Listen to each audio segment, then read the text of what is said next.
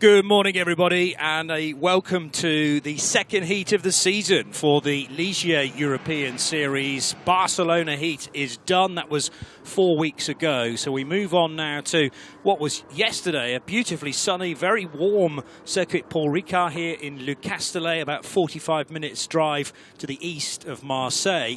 Still going to be quite a warm day, but there's a little bit of cloud here and there, just that haze above. So the circuit looking perhaps less sparkling than it did 24 hours ago. However, that sparkle is going to be added by the Ligier European Series because two very exciting races earlier on in the season. And these will be races 3 and 4 around the 5.8 kilometre circuit Paul Ricard in the south of France. And bear in mind that these two races will be the precursor to another French round of the championship, race 5, which will take place a week before the 24 Hours of Le Mans next month. So everyone's very excited about that. Another chance to go around the 8.5-mile circuit at the Circuit de la Sarthe.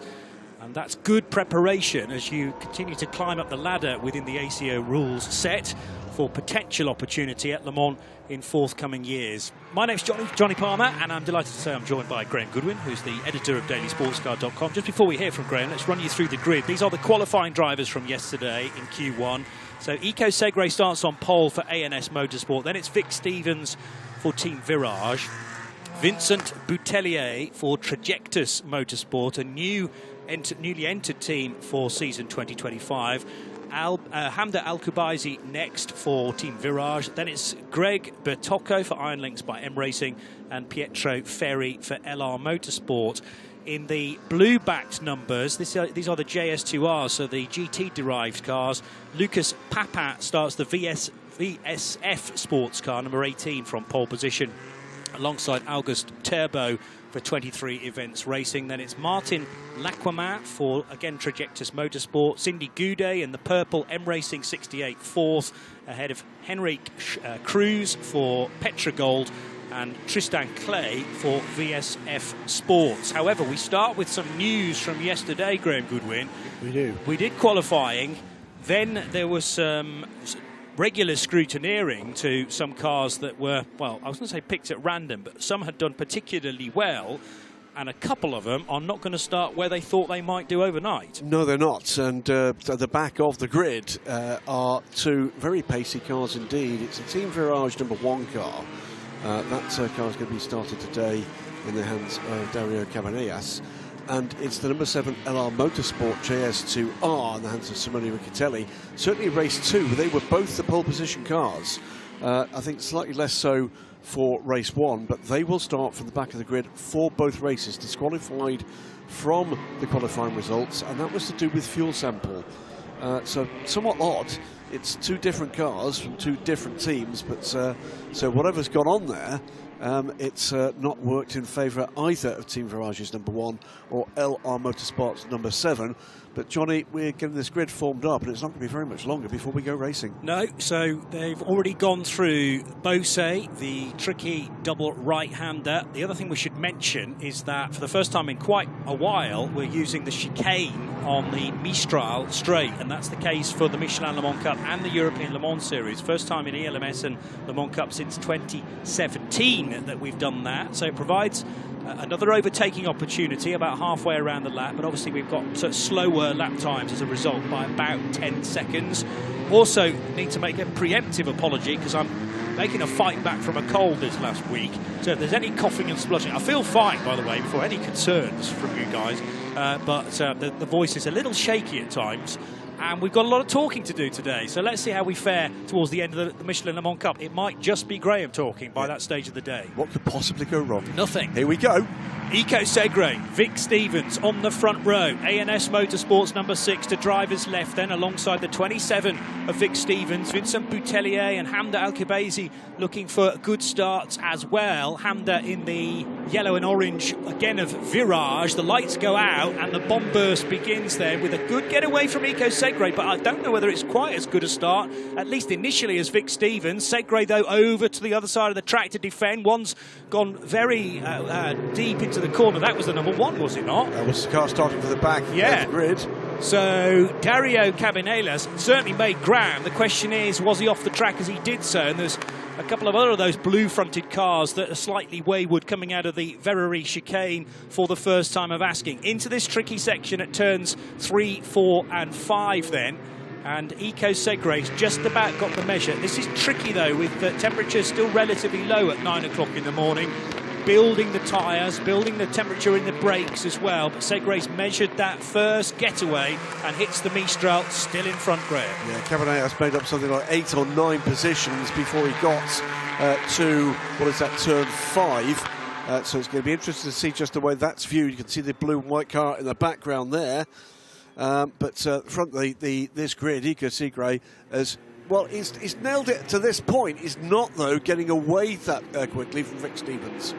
Ben Casely is on the march as well. I didn't have a chance to mention where the number 4 car started on the grid, but he's already up to 6th spot and showing speed to maybe break into that top 5 in the not too distant future. There's a gap then between car 4 and then the Roman Bacla Loire Valley Racing number 22. Also making some progress, Greg Bertocco. So those going the other way. Vincent Boutellier, who started on the 2nd row, now down in 7th place, car number 19. Just as we just leave this shot, that was Cabanillas was clearing the first of the JS2 Rs. So he's already up to 13th place for 25th on the grid before the end of the first lap. Lots of movement then from mainly the rear of the grid. We knew that the number 1 and the 7 cars would be quick. Remember, 7 in the JS2 Rs, but Simone Riccitelli is one of the very pacey drivers that shouldn't have, on pure pace, been starting in 11th position. But rules are rules. The fuel is carefully mandated, and if any errors or non-conformity is detected, then that's an immediate banish to the back of the grid, and that's the case in both races. Good challenge on here between Roman Bacla, who was a star in Barcelona, and Ben Casey, and they will pick the British driver off into the first corner after a great run coming out of Virage Dupont at the end of the lap. It runs slightly wide, but still retains that place over the British driver. Back into JS2 Rs, watching the progress here with the number 7 car of Simone Riccitelli. Now has passed 5 of the JS2 Rs. This is the battle to keep an eye on at the moment, though. Right, standout star of Barcelona. God, no, just gathered it back up, rear end under braking away from Berkeley's car, but still Ben Casey did not have the space to get back into contention. Race 1 in Barcelona was won by the number 6 car, which is the one that leads at the moment, Eco Segre and Maxwell Dodds. But Matteo Pianazzola and Greg Bertocco were not that far away, with the 2nd race in Barcelona won by the solo man Roman Bacla in car number 22. Again, he's on his own here in the south of France. Bacla got a penalty, didn't he, in that first race, I think. It affected his finishing results. But meanwhile, yes, Eco Segre pulling away a little, just about a second clear now of Vic Stevens, who's slightly closer to Hamda Al-Khabaisi. He's made a very good start at the beginning of this race. The Emirati racing here with her sister, number 88 car, Hamda Al-Khabaisi, and of course second generation sports car racers. Their father, Khaled, long-time GT contestant in range of ACO Run Series. Moved there, Johnny, 7 on the 41, and that is the LR Motorsport car. Simone Riccitelli making another place up, now up to 5th in JS2 R, 20th overall. Yeah, so Tristan Clay, who was a top 6 starter, is still running in 5th, but loses his spots there. In fact, he's dropped to 6th now with that Riccitelli move. 2 Team Virage cars over the line as one, and the gap is possibly coming down between Vic Stevens and Hamda Al-Khabaisi. Ben Casely here, he's not giving this up on Roman Bacla. This is a good run for him, and I think he may have got the move done here. He has. Trading a bit of damage, yeah. So where did that come from? And now here's the 19 arriving on the scene. This is Vincent Boutellier. Boutellier qualified better than he's running at the moment, so I'm not surprised to see a bit of speed for the number 19 car. While 22 and 4 are alongside one another, so that's Bacla on the fight back again with Ben Casely. Damaged car run by Nielsen Racing. And still this pair battling away. The touch there, that's what's caused the damage on Castellet's car. So it's side to side into Backler's number 22. And that's only going to get worse now, particularly on the fast portions of the track where the air is rippling through the normally solid bodywork. But as soon as you get a big hit like that, it's going to tear it apart. So how long will that last? Will it last until the 27-minute mark in this race? Because that's the point where the pit lane is effectively open to do your driver change, or you're just your standard pit stop if you are solo driving today. This little group, very fluid indeed. The number 3 car, LR Motorsport, Pietro Ferri, Ben Castellet, Vincent Boutellier and Roman Berkler. It's constant positional changes at the moment between the 4 of them. Berkler does not seem to have the pace I think I was expected to see this morning. Well, he wasn't fastest in qualifying with Dario Cabanillas once he got into his session, showing very good speed. Sadly for him, he didn't keep that position. He'll have to start the later race today from the back of the grid as well. Sidney Goudet in the 68, just been overtaken by, was that Richard Telly going through? He's making his way up into potential podium positions here, and now putting the 83 car, 3rd place car, the Trajectories Motorsport car, under pressure. So from the back of the grid, making his way back into real contention here. So it's the run into the Double Droite de Beausset, and Goudet given very little space there to take her normal turn in because the overlap had already begun from Riccitelli. So some forceful driving, I think fair on the whole. As now Ben Castellet's got damage on the front left now as well, charging down the inside. Well, a bit of that bodywork's gone for a Burton as he attempted a move on the LR Motorsport car of Pietro Ferri. Did not come off, so Ferri remains in 5th position, Castellet in 6th. And as they scrap amongst themselves, Gregorio Bertocco is being given a bit more breathing space in 4th position. So Riccitelli has made his way through to 3rd. Now it's Sidney Goudet having a go at the Trajectories car ahead, the 83 car. Beautifully presented. This team brought to the Ligier European Series this year by team principal, checks notes, Ben Trillouet. Great to see him back in the paddock. Yeah, the drivers who were incredibly quick 15 years ago or so, as in top of the shop at Le Mans, now getting to a point where they may still be doing the odd bit of driving, but a lot of them are going into team management and organisation instead. Roman Berkler is dropping back in this pack. I wonder if he's got a problem as a result maybe of that contact with Ben Castellet, losing places all the time here. And from position where he's, what, 6th or 7th, he's now back to outside the top 10 now. The thing is, it was the front of his car to the rear of Ben Castellet, so that could very easily have bent the steering on Berkler's car. So therefore, if the steering or the wheels, both front wheels, are no longer aligned, that's going to be incredibly intrusive to a lap time. And he may well be doing a phenomenal job just to keep it on the straight and narrow. Sadly, the pace does appear to have gone out the window now for Beckler. See whether or not anything comes back to him a little later. Meanwhile, at the lead of this race, while we're watching Roman Berkler, I'm afraid what looks like an increasing struggle for him.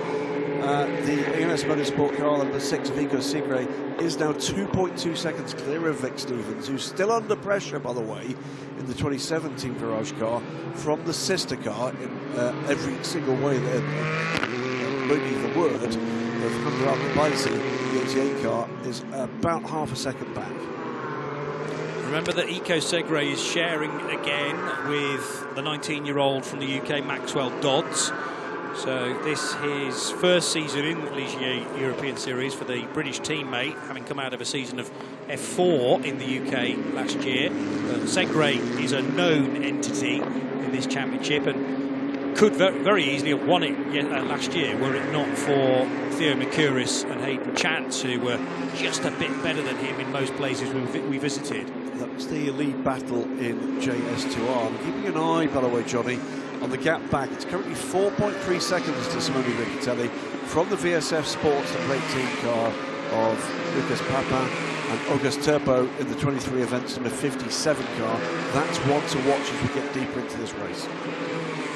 Still Vic Stevens being kept honest by his Team Virage teammate Hamda Alkubaisi in in the 88, and Bertocco behind in another yellow Ligier. Just can't get close enough to be involved in that second place fight. 3 together here, headed by Ben Caisley in the number 4 car, and tucked in behind, something we already mentioned, Vincent Boutellier, who did not get a good start, but has sort of found his level now in 7th position. Yeah, 8th. It is the car that started from the back of the grid. Now up to 8th overall. Dario Cabanellas in the number 1 Team Virage car.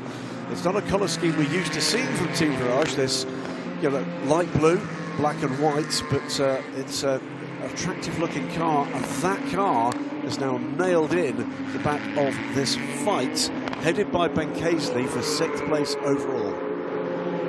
What's puzzling is that Boutellier, in the middle of those 3 cars, was able to do a 2:08.1 yesterday, and is nowhere near that in today's race. So hence why it slipped from 3rd down to 7th position, and now under pressure from Dario Cabanellas. It's 10 degrees cooler this morning than it was during qualifying yesterday, and you know, we begin to get the cloud cover beginning to leave us, so we can see the sunshine pouring onto the circuit.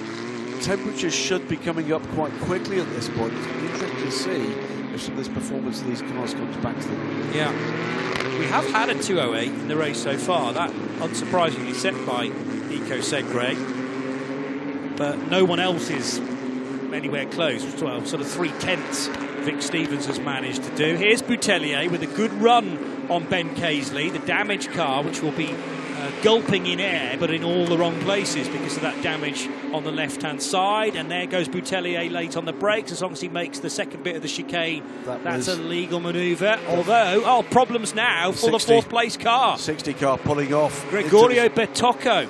Yeah. Now, did he have mechanical issues as well? Because I would have expected Bertocco, as now the scramble continues coming out of the chicane, I couldn't understand why Bertocco wasn't able to match the speed of the 2nd and 3rd place cars, and that had been slowly getting further and further back. It's now stopped just after the chicane. Oh, big wiggle there for Boutellier. That's going to give Cabanellas an opportunity on the inside. It does it on both of them. It's a double overtake for the double twat.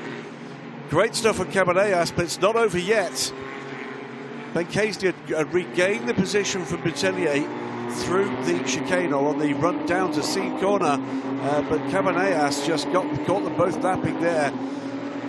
The one question I've got there, Johnny, is were there yellow flags for the 60 in trouble at the point at which Ben Caisley regained that position? Yeah, it's an interesting one. Maybe we'll be able to revisit that in just a second. But the car off to the right-hand side, don't think the yellows were out as Boutellier made his move into the chicane, but the question is, were they still overlapping coming out of that section? So all change then. The car that was 3rd in this sequence now leads it in this individual trio. Caisley, who's sort of held station in actual fact, and Boutelier's the big loser because he was ahead of these two a moment or two ago, now has fallen back to ultimately 7th place. We'll tell you, by the way, it looks like the 60 car has rejoined. So Excellent. that was the big wiggle that gave Cabanellas the opportunity to get alongside Boutellier, then too deep into the corner, maybe too busy watching what was going on with the 19 car, and Cabanellas just had them both right there. A round of applause from Julien Gerby on the pit wall as well. He thought, that would have been a move that maybe I could have pulled off last year. Battling pair for 2nd, the 2 Team Virage cars. And Alcabazi on Vic Stevens as the 88 car is the Emirati female driver who racing with her sister. It's the orange shade band for Vic Stevens, the yellow shade band for Hamda. Jan Gerby, no mean driver himself, of course. So Hamda Alcabazi, the younger of the 2 sisters. These 2 are absolutely hilarious on things like social media. I spotted a YouTube video of the 2 of them playing Guess Who, the game Guess Who, and they are so competitive, even with something like that. So imagine what they're like behind the wheel of a race car. We'll see Hamda shortly when she takes over. This is David Cossanel in the number 16 car. We're going to see replacement driver in this car later. It's going to be Takeshi Kimura, the car guy, who's filling in here for Yuki Tanaka, who could not make the trip at late notice. So fellow Japanese racer Kimura-san is stepping in for his, I think, his first ever prototype drive. Wow, exciting. And But is that with an idea of doing a little more perhaps in the future, or just a toe in the water for a free weekend? I think it's going to be all about whether or not he enjoys the experience. Here's the thing, why wouldn't you put yourself in for the Le Mans Test Day race? Indeed. Now down the inside, Boutellier continuing this scrap with Ben Casely. He's got ahead, albeit briefly, but does Casely get the better exit out of the Verrerie chicane? It's not bad. He's getting pinched a little bit down towards the curb there by Vincent Boutellier in the 19 Trajectus Motorsport car. Casely wasn't able to get by there. Now into 3, 4 and 5 that are all flung at these drivers very swiftly indeed. The most important sequence of corners though is 6 and 7, the next ones to come, because that will determine your exit speed onto the Mistral straight. Away and gone, by the way, is Dario Cabanellas. A good fighty performance here from Ben Casely. It's not always been paying off for him, but good fighty stuff from the British driver for Nielsen Racing.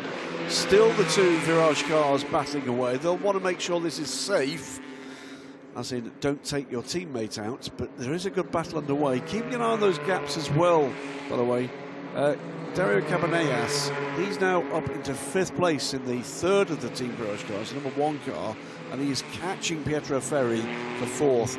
Meantime, in JS2R, Simone Riccitelli, remember I said it was 4.2 seconds the gap to 2nd. It's 0.6 per second. He is absolutely flying. The other thing that's happened is that Lucas Papin has built himself a bit of a gap in JS2R over August Turbo. Turbo now under pressure from the Riccitelli car chasing. And speaking of which, so the Italian stripes down the centre of the car for number 7, the car run by LR Motorsport, Luca Riccitelli's outfit. It was good to see the outfit, 2 of these Ligiers in a Italian GT4 support race for the FI World Endurance Championship at Imola a couple of weekends ago, and Simone part of that effort and ran very well indeed in a class that accommodated the JS2R. We're not in any way embarrassed by some loftier brands, perhaps, in terms of the marketplace on for road cars around them, showing what this JS2R is capable of. The question is, what fuel do they run in that race? That's a very good question. Because is that what caused the problem? It's the fact that this car has been, partaking in other activities, which you're perfectly fine to do. You have to make sure the tank is fully flushed afterwards. Maybe there were remnants of a different fuel makeup. We've seen it before. We saw it some years ago in the European Le Mans Series, where it seemed to be testing out of competition, just had not completed that flush through the fuel system, and there was enough in the sample that they lost a valuable position in the series. So likely to be an error of some description, but either way, at that point costly, but boy is he fighting back, and he's absolutely all over the 2nd place car now, as indeed in JS P4 is Hamza Al-Kabaisi. You get the impression that she could get by Vic Stevens, she could probably pull away here. Yes, but maybe being a bit more cautious considering it's a sister car within Team Virage. But towards the end of her stint, which will be, well, 8 more minutes or so, depending on when they choose to pit that car and switch to AMNA. So she's got a few more laps to work out precisely where the best opportunity is, as now the 84 car in JS2R, which is Nikola Markovic, is under pressure from Jordan Meyer in the Pegasus Racing 94, and Jordan goes through. Yep, that's for 9th place in JS2R. Engaging stuff, you can see our race leader just going under the gantry now. He's now 4.6 seconds clear of Vic Stevens. Looking very good at the moment for Rico Segre, and a good race weekend in Barcelona, looking to nail a big points haul here at Paul Ricard. Really even Stevens through the 2 of these, as it has been from the start of the race. 40 minutes still to go. Again, looking back at 5th place in the 3rd of the Virage cars, catching RR Motorsport. That gap 2 seconds now. We've got yellows at the chicane briefly. Sounds like a bit of a moment. might have been a slight off track from either the 94 or the 84 that we were just talking about. 84's been delayed, in fact, through that middle sector, so that might have been a slight off track moment for Nicholas Markovits. About 7 seconds long it should have been. This is second in JS2 R, and down the inside, Simone Riccitelli on August Turbo into the braking area for the chicane. Hopped over the first bit of that chicane, but had got the move done, and second position. Still plenty of time to eat into that rather large gap, though, to the race leader, Lucas Papat, who's been given some peace out front and now has an almost 4-second advantage over Simone Riccitelli. Catching this pair, by the way, this battling pair, is the 360 competition car of Christian Brooks. So he at the moment is making up ground, and it's the two British teams, Nielsen Racing and 360 competition, are going to be involved in a battle for that 7th position from here on in, Johnny. Move's been made by Hamda Al-Khabazi. She's got through in the 88 car on Vic Stevens. So you were saying it was very level pegging, but clearly an advantage maybe at senior corner if Vic has made a slight error, or perhaps more likely at the chicane. Hopefully we'll get a recap on precisely where that move happened, but the yellow visor for the 88 now ahead of the orange of the number 27 of Vic Stevens, and you're quite right, Hamda's now pulling away. Absolutely right. The gap, by the way, 5.2 seconds at the point at which we first saw Hamda through into second place. One to watch. Meantime, it is now a 2-3-4 for Virage, because Dario Camaneas has made his way past Pietro Ferri. He's, though, 10 seconds back from that battle. All going on, isn't it? More yellows, turns 6 and 7 this time. That's the run out onto the Mistral straight. And the tight turn 6, followed by a rather rapid turn 7, which is not really a corner. And this is the reason, probably, the 50 car off the road just after those corners. Le Dusab's Antoine Lupescu, I think, has damage to the steering on that car by the look of things. Front left did not look right to me. Correct, did not look right. Okay. Correct. Did not look correct. Let's see. Oh, yeah. It's not. It's both. It's front right that's the problem. I think he was steering to try to correct that. This will be the overtake from Hamda Al-Khabazi. There was a squirm from the front tyres, but washing out even further was Vic Stevens. So that was as a result, in fact, of a mistake from Stevens at Beausset. And Hamda was there to pounce, although she was sort of halfway through her own moment and was well controlled. Remember I said that the gap was 5.2 seconds as that position we noted was changed. It's already down to 3.6. So she's absolutely on it right now, and looking to do what she can do to catch the leader as we get closer and closer to the pit stop window. Casely thought about a move around the outside at senior corner on Boutellier just then. Now nice and tight down to the apex at Beausset, and will squeeze underneath, although there's no grip there. So Boutellier might be able to stay on the outside, not quite, but now look out for Christian Brooks in the teal and black 33, round the outside of one of them, maybe both, though he's off the road though now, so can't get by Ben Casely as a result. But nevertheless, good opportunistic driving there from Brooks. It's a pretty fluid order at the moment, isn't it? This positional change up and down the top 10 in both classes. You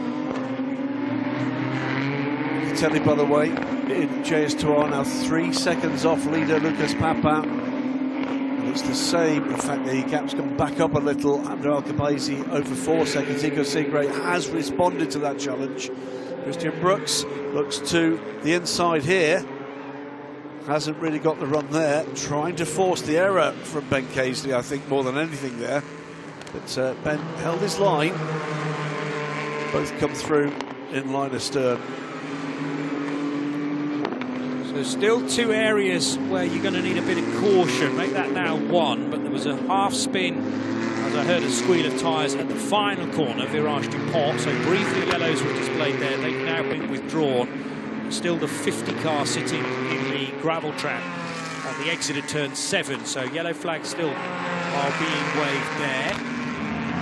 This was what happened. Oh, actually, way more than a half spin. Side-to-side contact and synchronised spinning for car 12 and 44 So 12. The two ASM Motorsport cars. I wonder whether it might be the two teammates. It is indeed. So that is Luis Carlos Perez Cabello and Andre Vieira, who have found one another very dramatically indeed. And both spin, almost mirroring one another, and have rejoined again side by side. Safety car has been called. Safety car is on track. I'm guessing that is for the recovery of the 50. May not be. There you go. There is a place of safety close by, but they will not want to expose marshals or equipment to risk. Let's hope for Perez Cabello and Vieira's sake neither one of those ASM Motorsport cars are damaged after a big thump on the approach to Virage Dupont. But this is not going to do any favours to Eco Segre. We've got a minute to go before the pit lane opens, and the safety car does not affect that, unlike in the European Le Mans Series, for example, where you'd be locked out of the pits. You can still make a pit stop, and you get 7 minutes to do your driver change, if indeed that's the aim of the game. Some will stay locked in the seat, and therefore have to take slightly longer in the pit stop because you know, you're all in the groove already, you're in the zone, so that's considered a bit of an advantage if your driver is going to stay on board. So 27 minutes of uninterrupted green flag racing is now interrupted by the Audi safety car on track. Eco Segre leads, picked up the leader, thankfully, and Eco Segre leads the train, so that means that what had been 4.2 seconds becomes nothing to Honda El Khabaisi. In JS2R, Lucas Papin similarly was beginning to lose ground to Simone Riccitelli, but that too will come down to nothing as we get into the pit stop window. Exciting first half of the race, Johnny, and doesn't look like it's going to get any less exciting for the second half here. Certainly not, with the reset button firmly pressed. So, as I say, not good news for Eco Segre, not good news for Lucas Papin, who'd built about a 4-second lead before the safety car as well. Biggest winner here is the fourth place car of Dario Cabanillas, because whilst it made its way up to fourth place, the gap was quite substantial to third. So all of a sudden, he's back in contention for a podium position, because it was 10 seconds the gap before the safety car. Yep. First pit stoppers coming in now. It is the top three cars in JS2R. Papin, Riccitelli and Turbo. That is our race leader. Not seen much of this car. No. Pretty dominant form from the flag. But that's not the ideal pit lane entry for one of the cars. Was that 41? VSF sport car, which is the sister car of Lucas Papin. I did wonder whether that might have been the race leader, but it's the same colours for VSF. Well, I can see the team there wondering what on earth has happened. The car has finally made its way to the pit stall, but that's lost a place as they came in. Yeah. And did it spin out of the then designated area to be pit road? Because you've got to be the correct side of a bollard. But there may be mitigating circumstances there. If the car has gone the right side of the bollard as it's spinning and then it's then rejoined, well, there's not our decision, thankfully. Pretty much more cameras at this circuit than any other place on the planet, so I think we're going to find that race control are pretty well served on that front. Yeah. So all bar the number 74 car in JS2R have now made their, or are in the process of making their pit stops, with that positional change for Tristan Clay in the VSF car, dropping from 5th to 6th. Puts Henri Cruz ahead of him in the Petrogol car, the 17. 18 is now rolling, so we're about to see at least the positions with a red. Oh, did he pass a red light? Where's the safety car? It will have gone through safety car line 1, won't it? So that is the sort of area where the pit exit would be closed ordinarily. That might be a very expensive error. And that to give the credit, or the opposite of credit, in the right direction. Remember, that's Enzo Calderas now. Red light. It is a red light. So that's not Lucas Papin. It's Enzo Calderas, who has not seen... there's a red flag being shown. I think as he's well. just trying to reinforce. So maybe the lights have failed. Is that not the alternative? The lights do not work, then flags are used instead. Now there's a green light, so the light is working. Well, it's working our side, but does it is it working the correct side? But it may well have just been a marshal saying, no, that light really is red, and here's a red flag to confirm it. I think that's more likely what it is. 50 car is now in the process of being recovered with the field under control. Slightly difficult here because whilst the safety car is out to bring the field under control, you've then got half the field coming in to pit lane and will be trying to rejoin the train at increased speed. So before the marshals are told to put themselves in a place of danger, if you like, potential danger, they'll want to be sure that the field is under full control. All three of the Virage cars are there, and the 27 gets away. This is the longer pit stop, remember, for the 88 car. And I think the one might be getting away early as well. There goes the number 6 car of Maxwell Dodds now. Then the 3, 4, 27, 33. Where is the Al-Khabaisi car? It's a little way further back in this order with the number 1 right on the tail. This is going to be some second half of this race, Johnny, because we're going to have some quick drivers in close contention because we're going to be released from a safety car and everybody has made their pit stops. I don't think that 88 car pit stop went to plan at all. I mean, yes, it was a slightly longer one, but it shouldn't have been as long as it was, 2 minutes, 3 seconds. Now, the issue may have been that cars had already rejoined behind, and therefore the fast lane was busy, and they couldn't wave the car into oncoming traffic, because that would have been an unsafe release. But the Virage cars pitting so close to one another, was there a fumble between the two?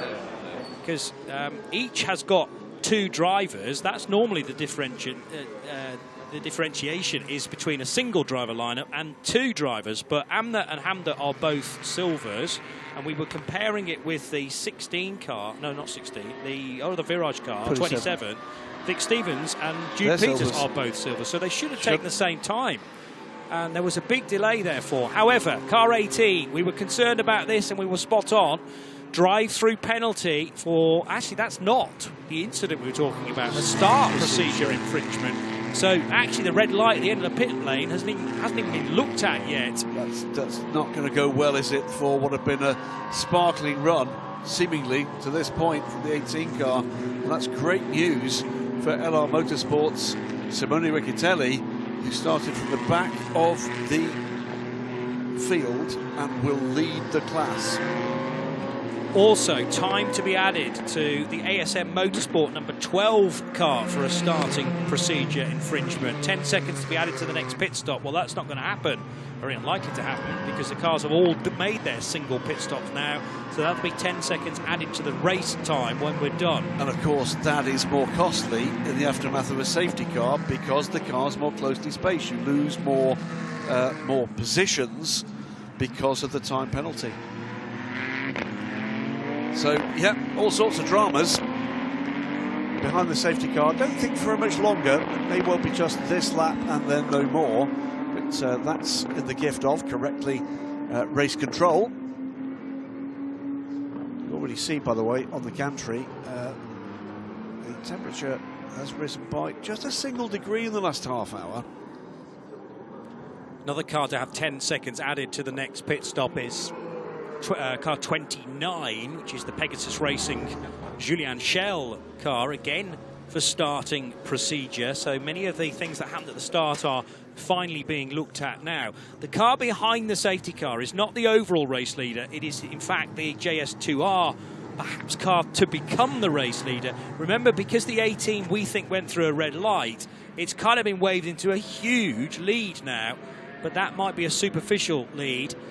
It may well be that Simone Riccitelli will be ultimately the race leader. Well, what will happen is when we go back to green, the 18 car will come in and serve that drive-through penalty, but will still be on the lead lap.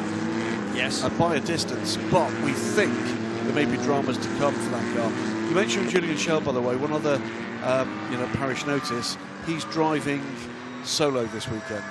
Car 33, another car with a penalty. That's the 360 competition car. It's now Chris Preen.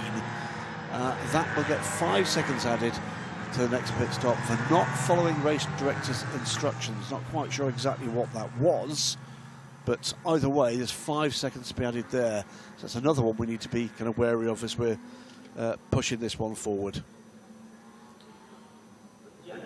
So I'm just going to go through all of the race control messages that we've had in recent times to make sure we've got them covered.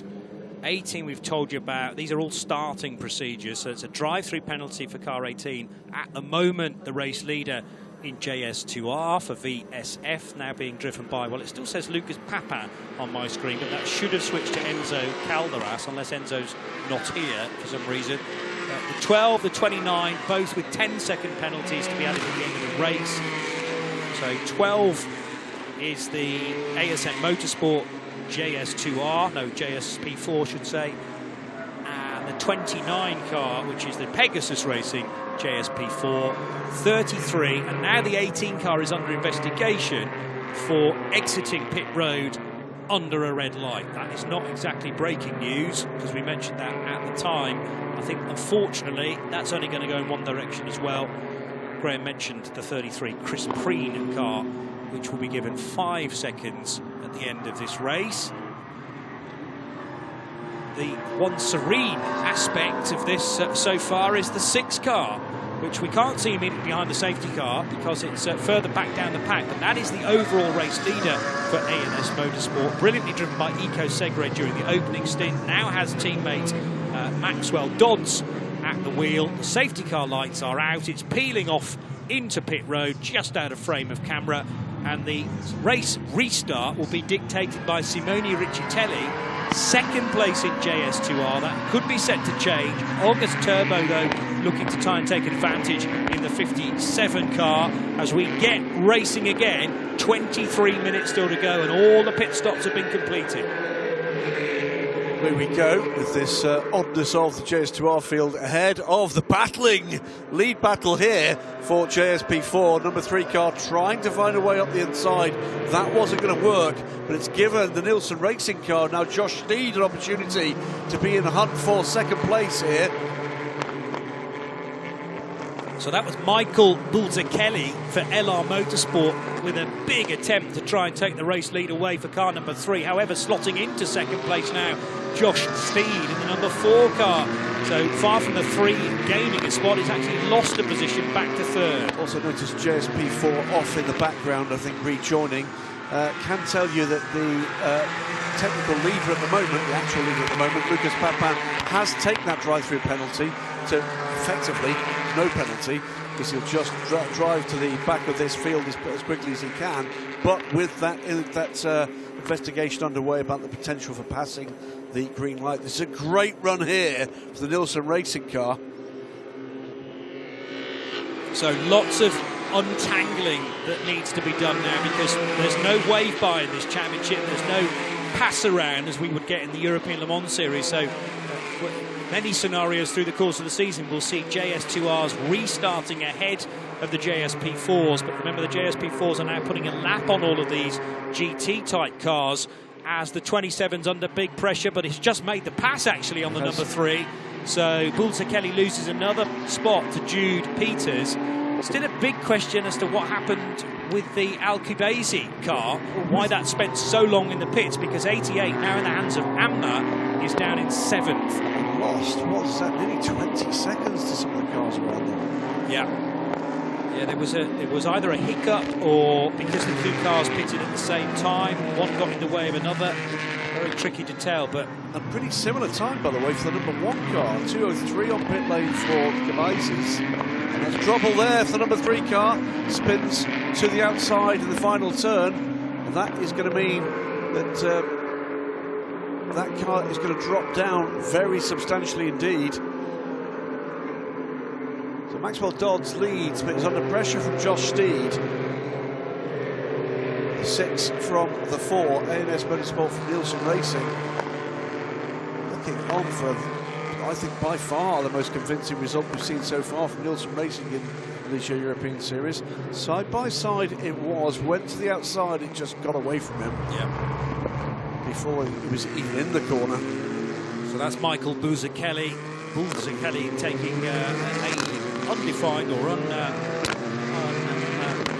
the fine line into the final corner. Prescribed was the word I was chasing for there. Ruben Hage in the ASM Motorsport, number 12, is running in 5th. Lucas Papin still has a lead of 1 minute and 42 seconds over everybody else, but that's because it breached the red light. I'm still not convinced it is Lucas in the car. Should be Enzo Calderas. We'll wait and see whether that is changed. Meanwhile, Laura Villas, who took over from her teammate Dario Cabanelas in the pit stop, is side by side with a 44 as they reach the chicane. That's Andre Vieira charging his way down the inside. Yeah.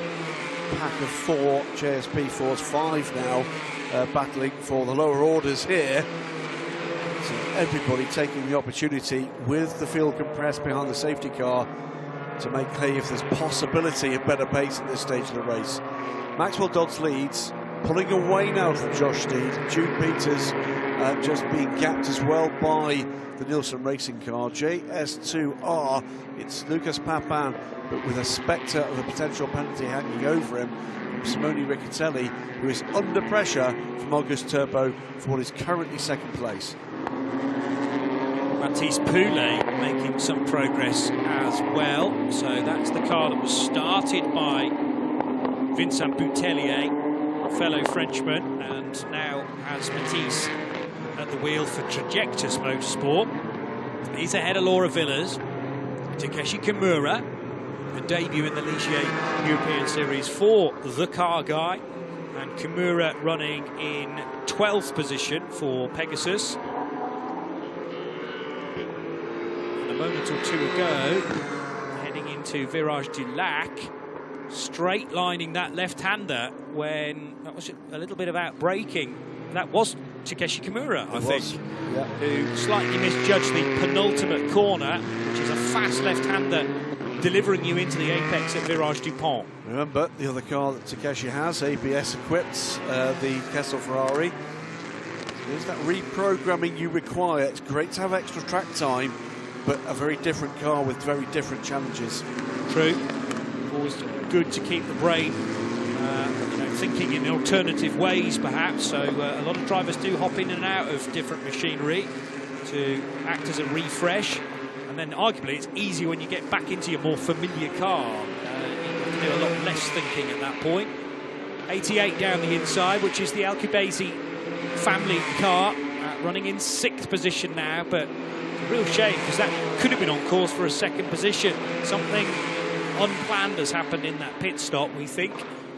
One to watch at the moment, car currently in 5th place, albeit there's an investigation underway to the incident with the 44 car. But Ruben Hage, the quickest on track pretty much at the moment, with the exception of Maxwell Dodds, and beginning to make up time and places. Here's Laura Villas ahead of the 58 car, which is Jacques Nicolet on a different lap.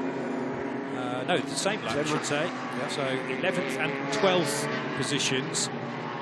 Then in behind, a car that you could easily mistake for the sister of the Team Virage, because it's a similar blue, but that is the more typical livery for Pegasus Racing. And Takeshi Kimura, to that minor error. Good exit coming out of the left-hander after Bose from Jacques Nicolet to pick off Laura Villas for 11th position. Laura's struggling here. And this is a similar issue to Roman Bakler, perhaps, in that, you know, cars look quick yesterday and just do not have speed today. Laura normally a lot quicker than this. Now down the inside is Ruben Hage in the 12 for 4th position to pick off Christopher Preen. So Preen now driving the 33, taking over from Christian Brooks during the pit stop. I think it's going to be tougher from here on in for the number 12 car, though. The cars ahead of him are currently quicker, but now freed up from this battle. Let's see what pace Ruben Hage has actually got. Meantime, Maxwell Dodds 3.5 seconds clear now, Josh Steed. Josh is keeping the gap to the Team Virage 27 behind. Stable at about 3 seconds. 15 minutes to go. Where the movement's going to come from here. So watching the pace of Amra Alcubasi, I think she could well be a threat here to the 33 car ahead. 3.5 seconds is the gap from Maxwell Dodds back to Josh Steed. Josh pulling off a good move on Jude Peters to get into second place, and now building a gap of maybe 3 seconds back to that third place car. Ruben Hayes charging his way through on Christopher Preen, and that's starting to widen now too, but like you say, it's going to be more difficult to have enough time to get a podium finish for Hayes. That driver ID has now been rectified in car number 18, so displaying as Enzo Calderas as we expected. Simone Riccitelli was only ever going to be shown in the number 7 car. And August Turbo also on a solo drive, still in third for 23 Events Racing. We're still waiting, remember, for the decision on the number 18 car after the pit stop. We believe passing the red lights, effectively gaining the better part of a lap's advantage, and that's going to be an interesting one in terms of the penalty that's handed out for that. Seems to me to be pretty clear cut.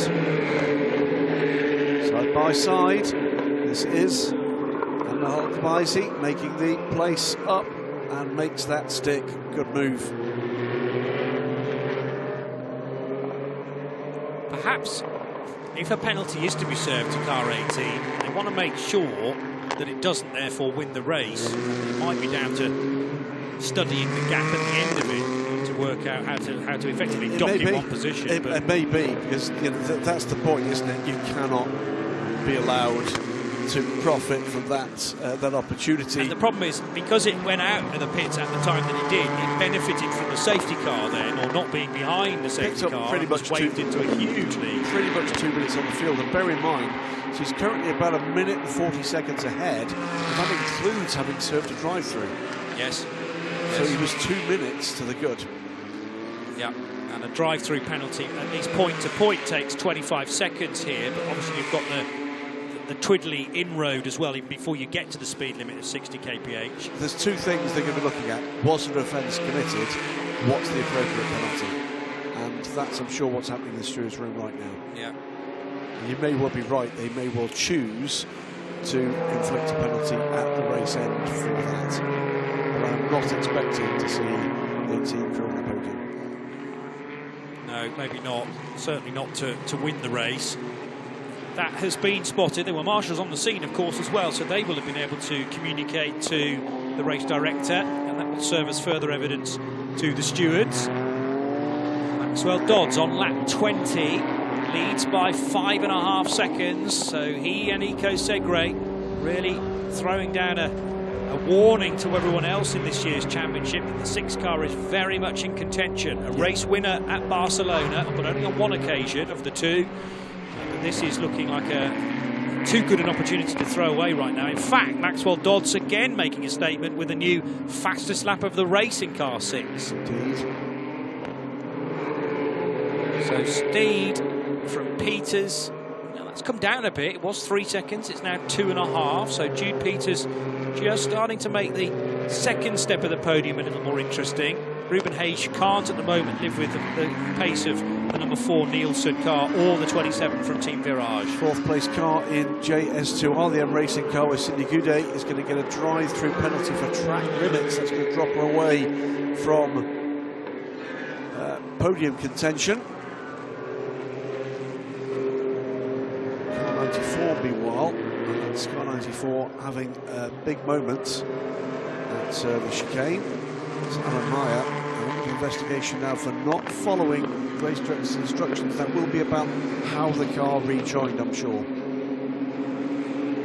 You may have mentioned this, but the 22 Roman Backler car is now parked in pit road. So it is. That's been there for some time. Not a big surprise, though, is it? No, that car dropped all the way back, and I think there was clearly an issue for that car. Certainly not indicative of Roman's pace. So in that clash with Ben Casely, is my guess, some damage was done. I think you called it as potentially steering problems, and that would not be a surprise. Well, there is a bit of time in order to sort that car out ahead of a 1 o'clock race this afternoon, their second event of the day. Car 18, a 135-second stop-and-go penalty for crossing the pit exit red light. And how many seconds does it have as an advantage over 95. the others? There we go. So that is a penalty. that will drop that car out of the lead and a little way further down the order. May still just be in contention for a podium place. Yeah, maybe. Some overlapping here down the inside of the 68 M racing car of Cindy Goudet, but it's two racy-looking JS P4s headed by Laura Villas. The team Virage post this race will want to take a look at just what happened in those pit stops, because 2 of the 3 cars way over the prescribed pit stop time. And I was urgently trying to think, is that anything to do with championship positions? But you've got a race winner in Barcelona, car 6, which only spent 1 minute and 46 seconds in pit lane. So you mark it against that, you measure it against that, and to me that's a pit stop that went completely as planned, and then the others perhaps did not. The 16 car, the 27 car of Team Virage, they spent 1 minute and 54 seconds in pit lane. Waiting for the 18 car to complete this lap. Will they choose to take that stop go now? The sensible thing would be to do that. There comes Cindy Goudet after her drive-through penalty. Number 1 and number 16 having a cracking fight here, albeit for 12th place. Into the final 8.5 minutes. There comes our race leader at the moment. So now we wait for the number 7 car of Simone Michitelli to make his way round. If he has an untroubled run on this lap 22, then that will be the lead going to LR Motorsports. Won't be a massive lead, but from back to front of the grid for the number 7 car.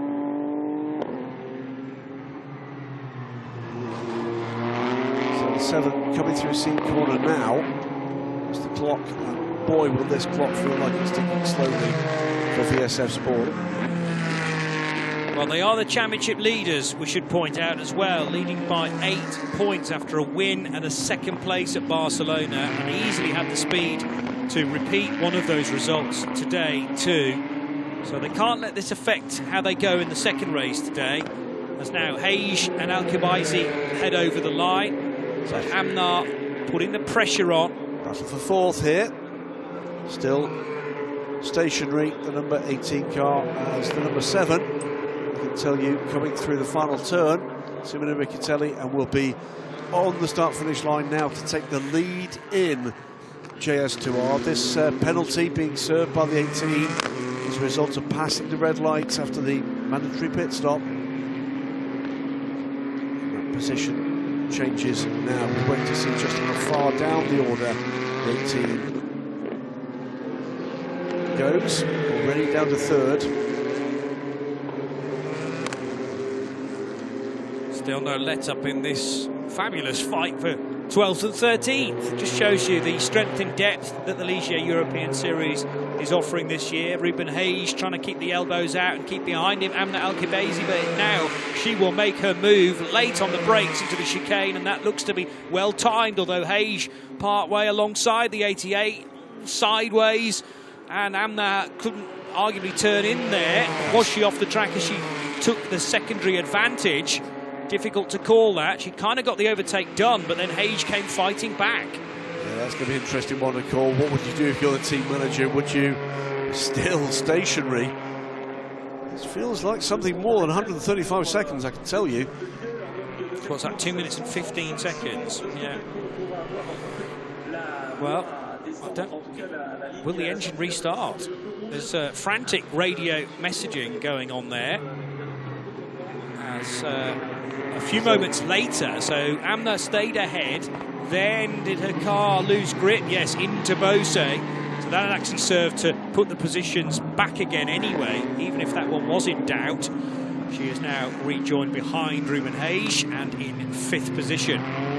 But immediately into the clutches of Julian Schell, who's driving solo this weekend. More than 5 minutes to go, and it's now an 8.5 second advantage for Maxwell Dodds over Josh Steed. With another fastest lap of the race, 2:08.856 last time around by Maxwell Dodds.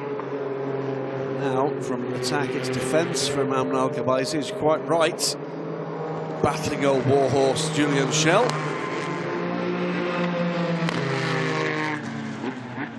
Incident involving cars 16 and 17 under review, unsafe release. So one of those is the Petra Gold JS2 R, now being driven by Miguel Romero. The other one is the Takeshi Kimura Pegasus Racing JS P4, which is the final car running in class. 4.5 minutes to go, Johnny. Still positions that can change here, and here's one of them. Takeshi Kimura still battling away. A rare old time, I'm sure. And it's another incident for the 3, running wide. That, I think, is the 44 making the change. So Andre Vieira, the 44 car driven by the Portuguese, who gets ahead of Michael Bulza-Kelly, who's got several tales to tell from today's opening race. Initially, when he took that car over, looked very pacey indeed and wanted to try and get the lead actually in JS P4, but has then slipped back with a combination of a couple of mistakes here and there, but refining his driving style in a JS P4. Away, finally, is the number 18 JS2 R, which came in as the race leader. 5 minutes on pit road. Disaster for VSF Sports. That's over double the time it needed to spend in the pit lane, serving that 135-second penalty. It did look to me that the engine just would not refire. So that means Simone Riccatelli now is 6 seconds to the good, 3 minutes to go in this race from Auguste Turbo, who has an even bigger gap to Martin Lackerman in the Trajectus Motorsport number 83 car. They're the 1, 2, 3. And looking fairly untroubled as 1, 2, 3, side by side across the line. 33 and the 19. This is for 7th. Chris Breen under pressure from Mathis Poulet. Poulet around the outside. Terrific move at Verrerie. So that was all about an exit speed, a good exit speed coming out of Virage Dupont, then to the outside line, which is the less fancied route, but meaning that Preen could not then go out wide and carry the speed through the corner. Kimura on Laura Villas, and the 16 car runs out of road and does not get by. Again, that's just not relenting. It's a great, I'm sure, if we could see Kimura Sam post-race, there'll be a wide grin. I think he's had a whale of a time. Hopefully a handshake between these two at the end as well, irrespective of which way it goes. Sadly, it's not for a position in the top 10 and therefore points scoring, but good practice for Takeshi Kimura for his second race at 1 o'clock this afternoon, and again for 60 minutes, and for different starting drivers if you're here with 2 pilots, so each driver gets an opportunity to qualify. 2 qualifying sessions held on Friday, and then for those 2 driver lineups, each has an opportunity to start the race as well through the course of Saturday. Come down very slightly the gap first to second between Max Dodds and Josh Steed. It's 7.5. Jude Peters is still about 2 seconds behind. Here's Takeshi Kimura later on the brakes. Maybe the Villas, no, allows the Frenchwoman through at the chicane. Final lap for the race leader while this is going on, by the way. This is the best battle in the JS P4s right now. Maxwell Dodds leads the race, 7.5 seconds to the good. We keep watching Laura Villas and Takeshi Kimura in what is an engaging fight. Keeping on Jude Peters, catching Josh Steed, but only 1 lap to go. The gap under 2 seconds, but the gap is closing. Now, finally, Kimura makes the move, coming through the second part of Beausset. Just about closes the door through the next left-hander and will cement that position. A lofty 12th spot, but it just shows you how hardly fought all of these places are. We haven't really given Maxwell Dodds many column inches during his stint, haven't necessarily needed to, despite just updating you with the gap. Again, Michael Bulter-Kelly fully sideways. Well, you've got to give him top marks for entertainment value. I'm not convinced it's the fastest route around the Le Castellet circuit, but he is pressurising Andre Vieira into a mistake and does get by the Portuguese now. There you go. There's a positional change on the final lap. Still these two are battling. It's one quick penalty to add, by the way, the car 17. 10 seconds added to the race time for unsafe release. That will drop the Petrogol JS2 R a couple of positions back in the finishing order at this stage. Still not done this one. Slowing for the chicane, which, oh, and sideways again for Bulter-Kelly. So he's made the move, and then unfortunately a bit too much right foot coming out of that chicane. I was about to say it's far from level, that chicane. It is cambered, so you've got to be cautious coming out of it, and Bulter-Kelly spins again, I'm afraid. However, absolutely on rails all the way through this last hour has been car number 6 for ANS Motorsport, both in the hands of Maxwell Dodds, who takes the flag, and his teammate Eco Segre, firmly putting them in the ideal slot after 3 races for championship protagonists. And the number 6 car was there or thereabouts in 2024, but there was just a better performance from the Team Virage eventual winners. Amna Alcubezi does get ahead of, or stays ahead of, Julien Schell for 5th position. And in the meantime, we've seen Josh Steen cross the line in 2nd, Jude Peters 3rd, Alcubezi and Ruben Hage, in fact. So as Schell had a penalty, Julien Schell being shown as behind Ruben Hage now on our screens and down in 7th position. He was one of the cars, of course, to get time added, wasn't he, at either the next pit stop or at the end of the race. So additional time now added by our timekeepers, Al Kamel. We're waiting for Simone Riccitelli, who has been put into the race lead after that lengthy penalty for car number 18. And here comes the LR Motorsport car of Simone Riccitelli on the solo drive, and he will take victory here in Le Castellet from August Turbo for 23 events. From the back of the grid, remember, for Simone Riccitelli. Okay, aided a little bit, but frankly done the heavy lifting already by the safety car. Here comes Takeshi Kimura. Great little battle between this pair. All bid for 12th and 13th places. It won't matter to either of them. I'm sure they had an absolute ball. And we're still waiting for Martin Lacquamat for Trajectus Motorsport. He crosses the line in number 83 now. Again, no teammate for the silver-rated driver, and bags 15 points in a podium result in the number 83, ahead of Florian Taylor and Adrian Pavio for Trajectus Motorsport. So VSF do get a car in the top 4, just not the likely one, because even though the 18 had lots of speed and could very easily have won today's race, you have to stay within the rules set and do not attract the attention of the race director and the stewards. And sadly, for all the wrong reasons, that's precisely what Enzo Calderas and his teammate Lucas Papin did. Lucas just standing on the pit wall, entirely helpless. I mean, he'd done his job to the letter. Easily the quickest JS2R in that opening half an hour or so. Handed the car over to Enzo, who immediately began his stint, sadly, with a very costly mistake, going right through the red light at the end of pit road, and a huge penalty went their way as a result. They do finish, but it's down in 10th place. It's a tiny point to what could have been the full haul. Well, that's race 1, Johnny. Remember, race 2, we're going to have the reintroduction, we would presume, of 2 cars that had real pace here, but real problems at the start of the race with the 60 and the 22 car, 2 of 3 that didn't finish. The other, of course, was the number 50 Le Desarbres JS2R that had the problem with the front right wheel that brought out the safety car. So an hour of great entertainment again, shaping up to be quite the season in Ligier European Series, and developing its own online audience, this one, as very many support races of quality do around the world. We wait and see, by the way, just how many cars we're going to see for that Le Mans race. Always additional cars added. The race will take place on test day at the 24 Hours of Le Mans the weekend before. Before we get there, though, we've got another 60 minutes of entertainment this afternoon.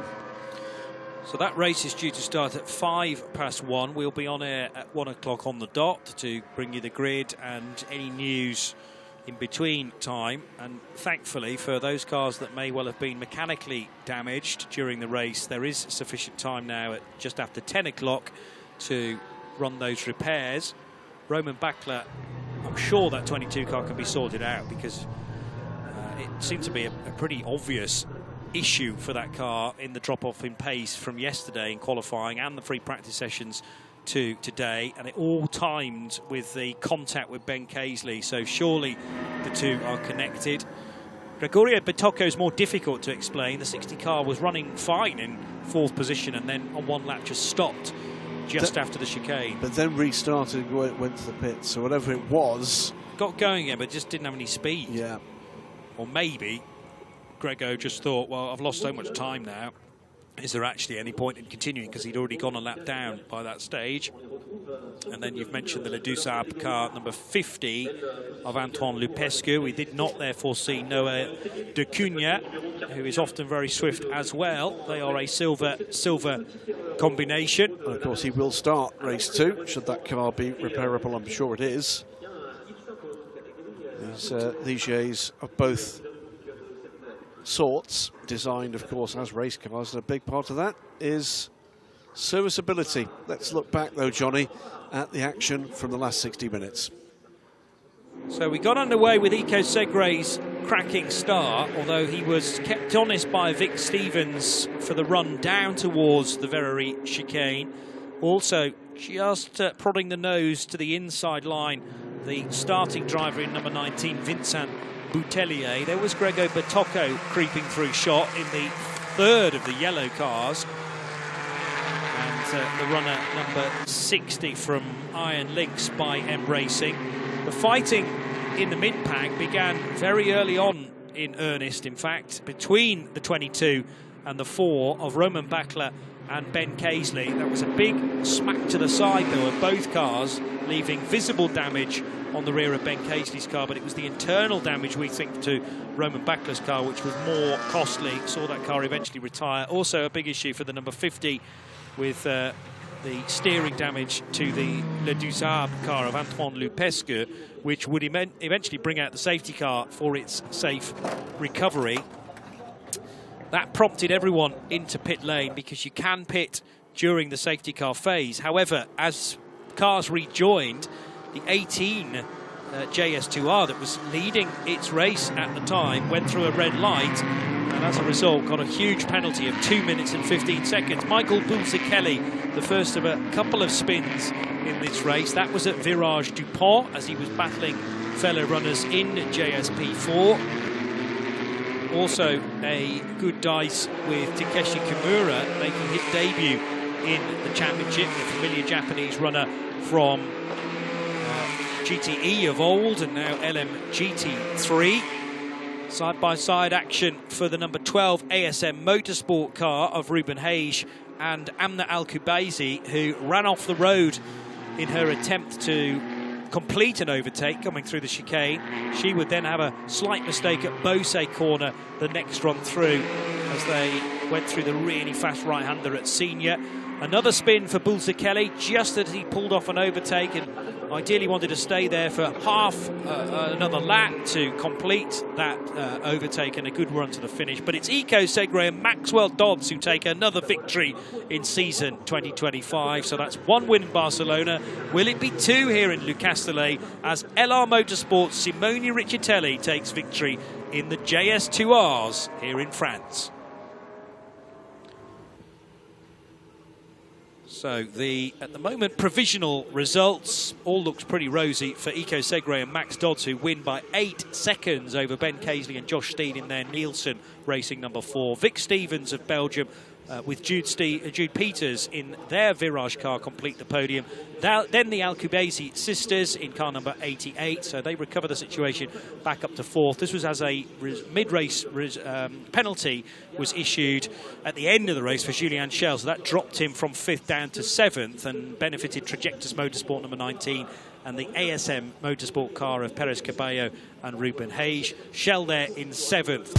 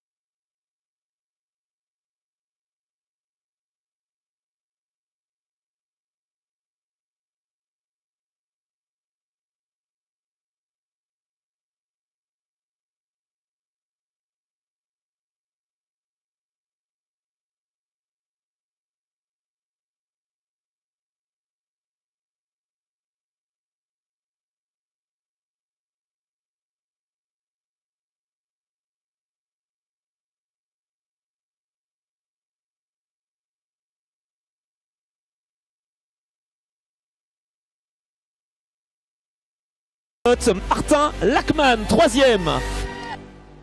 Bravo Martin. On en parlait hier. Et bien voilà, le podium est là. Premier podium de cette saison pour Martin. Juste derrière le champion Midget l'année dernière et cette fois-ci a décidé de passer en Ligier European Series et on en est content. L'équipe 23 Events, Auguste Terbo, 2e place. Second place for 23 Events Racing for Auguste Terbo here in Le Castellet. But before it was a great battle, c'était une belle bataille entre Auguste Terbo et le vainqueur, l'Italien Simone Riccitelli. Winner, congratulations.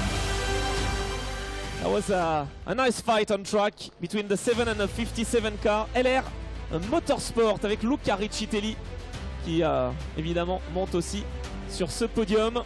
Et pour eh bien célébrer, to celebrate this win, we'll have the Italian anthem, la Fratelli d'Italia.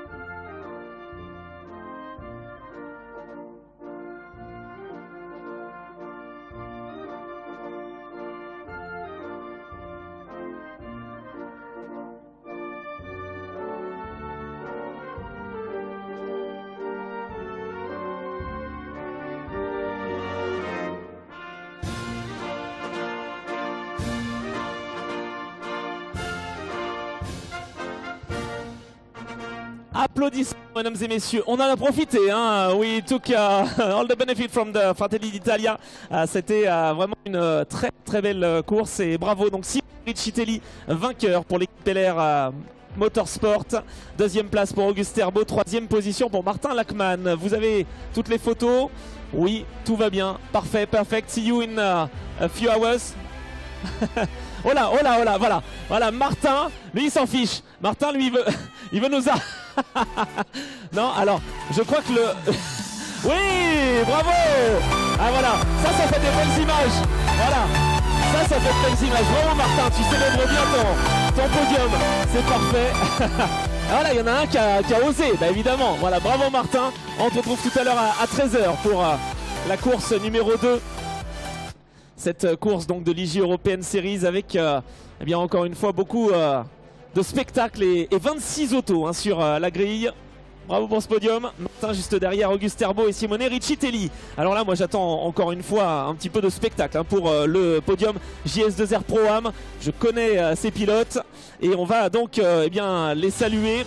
L'équipe Trajectus Motorsport encore une fois mise à l'honneur, Nicolas Markiewicz et Jeff Gordon. Non pardon, Adrien Pavio. Adrien et Nicolas sur le podium victorieux en JS2R Pro Am. Ça a été une belle lutte en piste et une belle remontée facile et ça a été extrêmement bien maîtrisé. Ah, si vous pouvez mettre vos trophées, bah oui, on peut pas faire un podium sans avoir notre ailier. Si vous avez un trophée messieurs, non, vous me les donnez alors si vous les voulez pas. Bravo, regardez juste devant avec Paolo qui shoot évidemment. Et cette belle performance en JS2R Pro Am. Bravo messieurs et rendez-vous tout à l'heure évidemment pour la deuxième course à partir de 13h. L'équipe Trajectus qui eh bien, a placé donc 2 équipages sur les podiums. Bravo, à tout à l'heure messieurs. On espère du spectacle Adrien hein. Attention hein. Oula. La cérémonie de remise de casquette. On n'a rien vu, on n'a pas le droit normalement, mais tout va bien. Allez, la catégorie JS2R AM désormais avec l'équipe VSF Sport qui s'est montrée durant toute la course avec une position en 4e place du général et donc vainqueur en AM, Tristan Clay et Florian Teillet. L'équipe VSS Sport donc, qui a montré de belles choses, qui était leader avec la numéro 18 de cette course mais aussi du championnat. Mais là eh bien, ça a marqué quand même de bons points pour la 41. Tristan Clay et Florian Teillet donc sur la plus haute marche. Vous pouvez regarder devant vous pour les souvenirs et les photos qui seront retrouvées évidemment sur le site Ligier European Series. On a donc pu se régaler et vous avez pu vous régaler. Et bien on se retrouve tout à l'heure à partir de 13 h pour la course numéro 2 donc de Ligier European Series. Le temps maintenant pour les mécaniciens de réparer évidemment, ou de pas de réparer, mais en tout cas de prendre soin de leurs autos. A tout à l'heure messieurs, bravo, messieurs et dames d'ailleurs, il n'y a pas eu de dames sur le podium, mais en tout cas elles sont en piste et on se retrouve eh bien tout à l'heure pour la course numéro 2.